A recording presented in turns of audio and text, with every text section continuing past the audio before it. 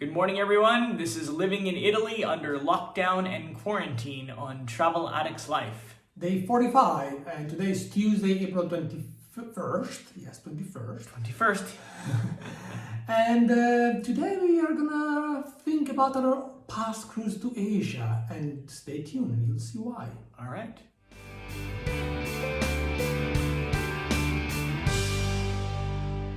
So, yesterday. Yes, it was a busy day. We did not stop all day. Yeah. No, we got to interview Stefania. How did y'all like Stefania yesterday? Oh, it's gonna be a great show. You'll see in the when we do the cooking show with her. It's gonna be fantastic. And we know you're all watching because I got text messages and WhatsApps about Stefania. Good things. Yeah, very good things. Mm-hmm. So what happened yesterday in the cases and... Ooh. So, you know how we're always talking about flattening the curve and, and that kind of stuff? Yesterday, the curve here, for the first time, declined. Very little, but a little decline. It's a good step in the right direction. Yeah, it means people are healing. They're not dying as much. Yeah, actually, for the first time, there was the actual double the number of people that healed versus the people dead. So it's a great thing. And the number of new cases also has come down significantly. So it's actually, the number of new cases is the lowest since March 10th. Yeah.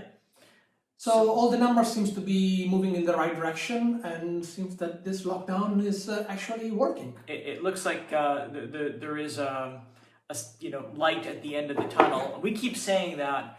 It was a little hard to swallow at the very beginning to understand if this was really going to do anything, but it's working. Yeah. And in fact, in other places of the world, there's certain, Avi mentioned actually in Israel that they're starting to allow people out. Before they could only go 100 meters. Yeah. Now they can go 500 meters. It's a step in the right direction. In the right direction, exactly. Yeah. So as you said earlier, mission accomplished a little bit. A little bit. I think actually another friend of mine that I was chatting with yesterday was Dr. Ease. Hi, Dr. Ease. Hello. He's in Penang. He's invited us, by the way. Mm-hmm. His family owns a nice resort. It's called Lost Paradise Resort. Beautiful place. Mm-hmm. And he was saying that he doesn't see any cases anymore. That's amazing. That's fantastic. Yeah. Now, luckily, Malaysia was not heavily hit. Mm-hmm. Like they were not significant. But apparently, the key, according to him, is early action. Yeah.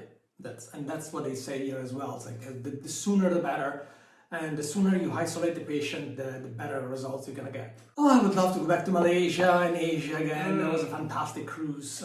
Oh, that was that cruise was amazing. Yeah, we started in Hong Kong and then we went down the coast, and we stopped in Orong Bay, and then we went down to Da Nang and Hoi An, and then down again to Ho Chi Minh City. That was beautiful. Oh, I love Ho Chi Minh City.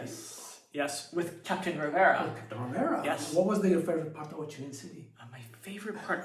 Crossing the street. Oh, that was taunting. So, I remember, the first time that I ever had difficulty crossing the street in any city was actually Naples. Mm-hmm.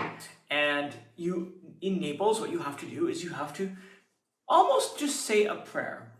And I remember, I don't know if any of you ever watched the movie Indiana Jones, and in there they say only the penitent man will pass, so you have to just go, and that's what we had to do in Naples, and we were ready, well, almost, but we were kind of ready for Ho Chi Minh City. So what do we do? Well, we saw this little old lady with a grocery bag, crossing the street. I go, let's follow the lady. She knows, and we actually did follow the lady, and that was how we learned to cross the street. So basically in Ho Chi Minh, you just have to go, commit, and all the traffic of bikes and motorbikes and cars, they're gonna just go around you.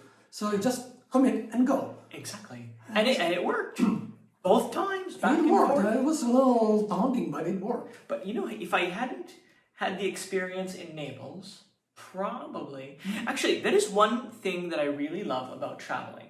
is that I get to experience other cultures, other ways of life. For instance, there was that time in Paris. I'm usually a little bit claustrophobic, like in elevators, and I don't like it when there's lots of people around me. Not that that's going to be a problem anytime soon. But there was one year in January. It was right at New Year's. We were in Paris, and we had to take the subway, and it was so packed. Like there was no room. There was no room. I mean, everybody was like this. We are used to that, so. I wasn't, but when we went to Asia, it was very packed, and you know what? Everything was fine. And from Ho Chi Minh, then we went to Bangkok. Bangkok was actually quite nice. I really enjoyed the city. I was a little, I didn't really feel as welcoming as they were in Vietnam, and then as they were in Malaysia. I felt that a little bit more like a tourist in Bangkok. Yeah. Probably because they have so many tourists every year that they kind of learn how to treat the tourist a little bit like as a cash cow. Yeah. Just a little bit. Yeah, I can see that. I can see that why. was my only complaint about Bangkok. Otherwise, it's a beautiful city, but I was a little... They were very kind. Very Actually, kind.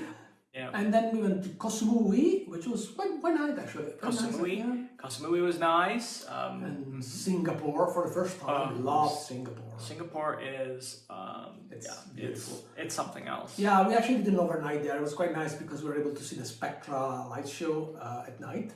And yes, these lights, they are absolutely real. There's no doctoring. It is an incredible light show. It was quite beautiful. The light show, and the only thing in Singapore is the heat. It's like, wow, it's hot in Singapore. Yeah. Wow. Especially around noon, it gets so hot. Well, it's hot and humid. Hot and humid. And 40 Celsius and humid. Wow. Yeah, it's a beautiful city, but you have to get inside once in a while to breathe because, wow. Yeah. And then we went to Kuala Lumpur. Yeah, Batu Caves. Oh, Batu Cave was beautiful. Love Batu Caves. So in this photo of the Batu Caves, I'm holding a bucket of sand, and the reason I'm holding a bucket of sand is because they might still be, they were building a temple at the top of the stairs, and they would ask everybody to either bring a bucket of sand or a brick. Well, Andrea had his camera around his neck, taking photos of me going backwards all the way up the stairs. Yeah. So yeah, that was kind of fun, and the Batu Caves are really beautiful. If you've never been to Kuala Lumpur, if you are going to Kuala Lumpur, actually, I strongly recommend you to take like an hour trip to the Batu Cave because it's really, really beautiful. And Kuala Lumpur itself is a beautiful city. I did not expect to be that beautiful, and people in Malaysia are so welcoming. Well, I remember this is the first time this ever happened. I don't know how many countries we visited or how many ports we've seen. They're the only one where immediately after we got off the ship, the first thing they said was, "Welcome to Malaysia. Thank you for coming. We know you have a choice, and we really appreciate it because they rely on the tourist dollars." Yeah, and they were something like that. It was genuine. It was not like manufacturer. You know, sometimes you go to a port and on a cruise and you see this giant welcome sign. Those are just there. But actually, people were thanking us to visit their country. It was like amazing. I'd never seen that, and I was like, wow, this really makes me feel special. Yeah, definitely. I'll always remember that, and I can't wait to go back. Yeah, and then from Kuala Lumpur, we went up to the Malacca Strait, to Penang, and to Georgetown, which was another gem, actually. I found Georgetown quite beautiful. I was quite impressed. Sure. Well, in Georgetown, if my memory serves me right, we had Kope Luwak. Yes, we did. The world's most expensive coffee. I know. And honestly, I think I stick with Nespresso. It was a $25 US coffee. Yeah, I stick with 68 cents, but it was interesting. It was interesting, but I didn't really taste the difference, really. Right. Did you? It was a very good coffee. It was a very good coffee, but not $20 coffee. And I'm not going to say how Kope Luwak is made, but if you Google it, you will find out. Yeah, exactly. But the best food. Oh yeah, in Malaysia we had some of the best food. Actually, we had a phenomenal food, in pretty much every single port, like exceptional Oyan, but that's another story. But that was touristy. Yeah, that was touristy. Like starting in Hong Kong with amazing dim sum, and then we went down to Thailand with incredible food. In Saigon or Ho Chi Minh, we had amazing pho. Actually, it was the same restaurant that Bill Clinton had. That's right, Pho 2000. Pho 2000, it was really good. It was good. And in Bangkok, in Thailand, with like incredible food. And we most of the time we ate at the like local restaurant or street food, and we had no problem whatsoever. Do you remember that funny stuff in Bangkok that we had on the side of the road? It was like 40 degrees Celsius and with this and hot soup, and somehow it just sort of worked. Yeah, it was a duck soup. It was like delicious, spicy, beautiful. It was like really good. And you had the piece of pork on a stick. Was really good. Like barely cooked. Yeah. They just put it over the fire, eat it. So good. I had pork and I had the chicken, and I was just eating like a little bit all along the street. And in Malaysia, we had amazing Indian food. Oh, and in Singapore, we went to the hawker house. Yes. So good. Hawker houses are incredible. Yeah. Apparently now that tourists are finding out about the hawker houses. I know, all of the Food Network. The only problem with the hawker house, sometimes like so hot. Yeah, now people can't sit there now. No. For the moment. Yeah, with all this stove cooking and no air conditioning, it was really hot, but the food was amazing, like really good. Yeah. So guys, this was one of our most favorite trips that we had ever done. A lot of you ask us why we like cruising so much, and the reason we like cruising so much is that one of them is that we can see so many cities in such a short period of time. Think about it. If you wanted to see like all the sports that we just mentioned on a land trip, you practically have to pack and unpack every single day and go to the airport or train station or bus station like constantly. Well, every flight takes 2 days of your time. Yeah. One day for arrival, 1 day to go, and then 1 day, and then say 1 day to sightsee. Yeah. So each one would be like 3 days at a minimum. You'd be gone for 3 months. And then you have to check in, check out at the hotel, and it's like it's impossible. While cruising, the hotel moves with you. And every morning you're in a different port, different city. And if you don't feel like doing anything, you just stay on board. Exactly. And yes, some of you might say, wow, but you only have 1 day to visit the city. Yes, that's true. But again, then if you like it, you always go back. Yeah, you go back and maybe stay longer. Yeah, now we know that I would love to go back to Singapore, stay a couple of days. I would love to go back to Malaysia, stay a few days. Yeah, I would stay a couple of weeks actually in Malaysia. Yeah, Malaysia was like beautiful. Yeah.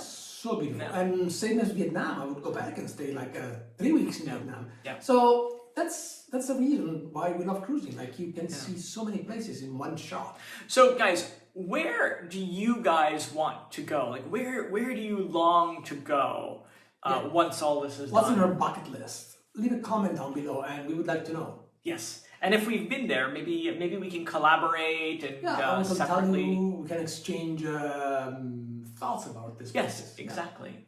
Yeah. So the race to 1,000. Race to 1,000. We are getting there. Yeah. Wow. Mm-hmm. I started asking. Well, slowly. I started asking on Friday. Mm-hmm. Yeah. We're nearly 200. We've nearly doubled our subscribers in space of a few days. So guys, continue. That's fantastic. Yes. Thank you so much. We really appreciate it. Subscribe. We don't want to be YouTube cockroaches anymore. We want to be YouTube something. Well, yeah. And yes. Actually, we want to continue producing content that people want to watch. That's exactly. We want to put big smiles on your faces. Yes, every morning you can see us and you can listen to us. Exactly. Now we let our viewers get back to their day. Okay, and last thing, quarantine. Cocktails. Hour. Absolutely. Saturday at 10 a.m. Pacific. Which is Sunday. Sunday, 10 a.m. Pacific. And 1 p.m. Eastern. Or 7 p.m. Italy time. And Europe. Thank you so much, guys, for watching, and see you tomorrow. We love you guys. Bye. Bye-bye.